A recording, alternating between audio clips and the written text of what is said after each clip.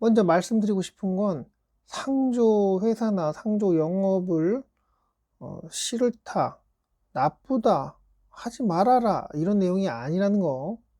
요즘은 예전과 많이 달라져서 기존에 유명했던 브랜드일지라도 그 상품이 계속 잘 팔리지 않는 것은 인터넷에 여러 정보들을 사람들이 접할 수 있고 뭐 장점, 단점 뭐 이런 리뷰 같은 것들이 많이 올라오잖아요.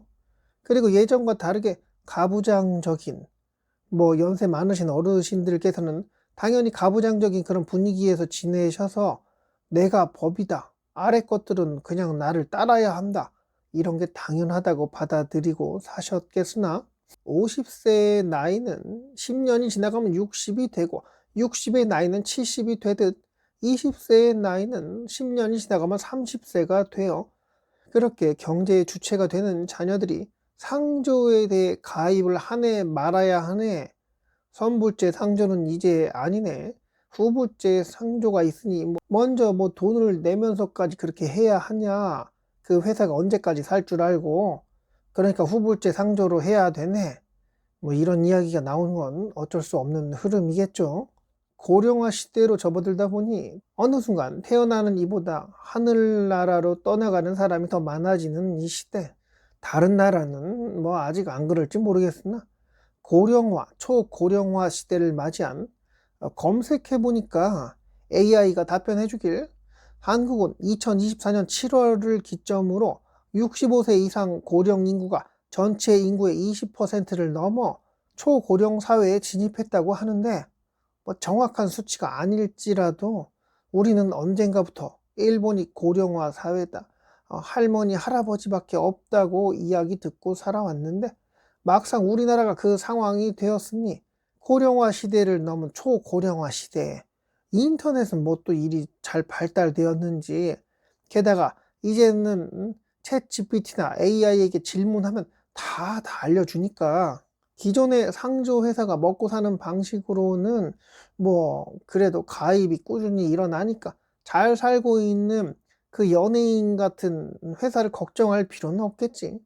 지금껏 가입해서 월 납입금 꾸준히 내면서 이런 거 할 필요도 없는 후불제 상조를 참으로 많이 애용하는 상황이 되었는데 참고로 저는 후불제 상조 홍보하려고 떠들고 있는 건 아니에요. 하고자 하는 말은 전문가 한 명만 잘 알고 지낸다면 그 양반이 뭐 장래 지도사일 확률이 참 높을 텐데 이제는 장래 지도사분들 중 유튜브도 블로그도 꾸준히 하면서 구독자 수도 많은 분들 계시잖아요.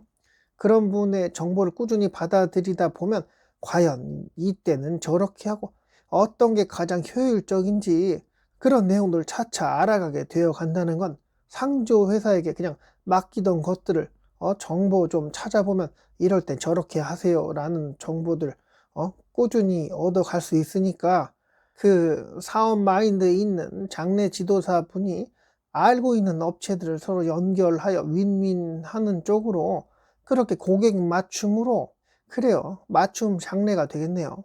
너무 늦게 연락을 했다면 그 지역에서 가장 가까이 있는 후불제 상조 회사를 섭외하여 얼른 장례를 진행시키게 한다던가 장례식장에서는 100만 원을 지불해야 구입할 수 있는 물품을 본인들은 80만 원에 제공이 가능하다던가 올라가는 꽃의 가격을 30% 저렴하게 그 싱싱한 꽃을 제공할 수 있다던가 당장에 장지를 구해야 하는데 그 장지를 본인이 알고 있는 가격보다 20%더 저렴하게 제공한다든가 뭐 이런 것들은 제가 직접 확인한 건 아니고 뭐 이런 상황이 일어나지 않을까 하는 생각에 근데 시장이 이렇게 될 수밖에 없는 건 이미 후불제 상조 회사가 생겨난 것만으로 그러니까 대형 상조 회사에서 한참 일을 해오던 그 어떤 이가 야 나도 상조 회사 해볼 수 있겠다 해서 리무진 운전하는 분들이랑 친하고 여러 장례 지도사 분들이랑도 친하고 장례식장에서 도우미 업무 볼 수 있는 언니들이랑도 많이 친하고 닭골당과 묘지에 대한 그 부분을 사업하는